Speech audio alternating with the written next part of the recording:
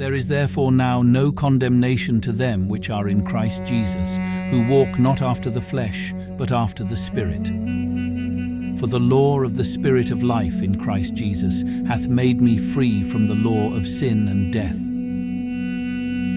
For what the law could not do, in that it was weak through the flesh, God sending his own Son in the likeness of sinful flesh, and for sin condemned sin in the flesh, that the righteousness of the law might be fulfilled in us, who walk not after the flesh, but after the Spirit.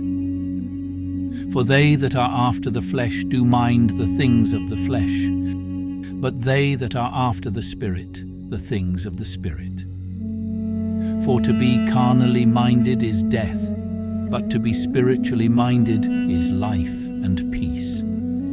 Because the carnal mind is enmity against God, for it is not subject to the law of God, neither indeed can be. So then, they that are in the flesh cannot please God. But ye are not in the flesh, but in the Spirit, if so be that the Spirit of God dwell in you. Now if any man have not the Spirit of Christ, he is none of his.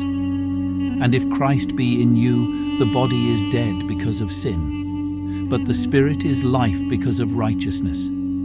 But if the Spirit of him that raised up Jesus from the dead dwell in you, he that raised up Christ from the dead shall also quicken your mortal bodies by his Spirit that dwelleth in you. Therefore, brethren, we are debtors, not to the flesh, to live after the flesh.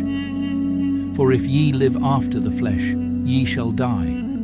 But if ye through the Spirit do mortify the deeds of the body, ye shall live.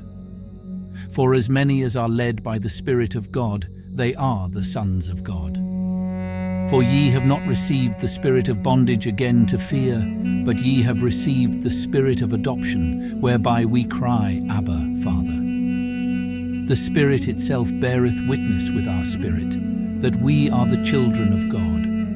And if children, then heirs, heirs of God, and joint heirs with Christ, if so be that we suffer with him, that we may be also glorified together. For I reckon that the sufferings of this present time are not worthy to be compared with the glory which shall be revealed in us. For the earnest expectation of the creature waiteth for the manifestation of the sons of God. For the creature was made subject to vanity, not willingly, but by reason of him who hath subjected the same in hope, because the creature itself also shall be delivered from the bondage of corruption into the glorious liberty of the children of God. For we know that the whole creation groaneth and travaileth in pain together until now. And not only they, but ourselves also, which have the first fruits of the Spirit, even we ourselves groan within ourselves, waiting for the adoption, to wit, the redemption of our body. For we are saved by hope, but hope that is seen is not hope.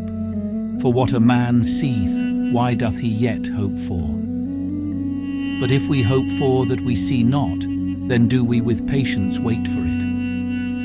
Likewise the Spirit also helpeth our infirmities, for we know not what we should pray for as we ought, but the Spirit itself maketh intercession for us with groanings which cannot be uttered.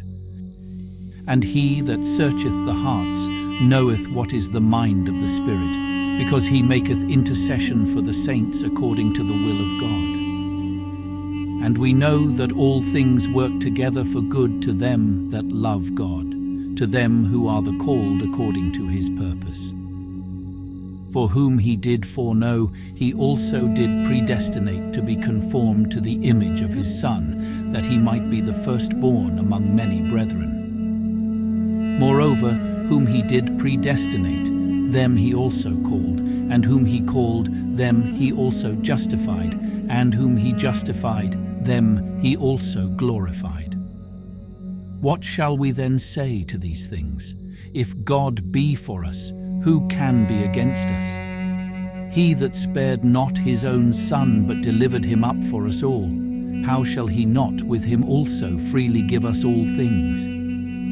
Who shall lay anything to the charge of God's elect? It is God that justifieth. Who is he that condemneth?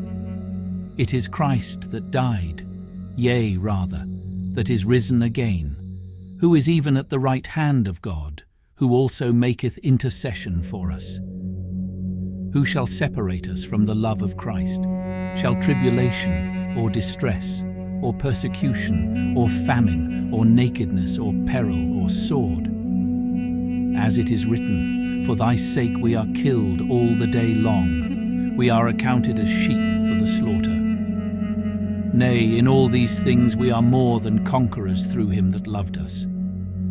For I am persuaded that neither death, nor life, nor angels, nor principalities, nor powers, nor things present, nor things to come, nor height, nor depth, nor any other creature shall be able to separate us from the love of God, which is in Christ Jesus our Lord.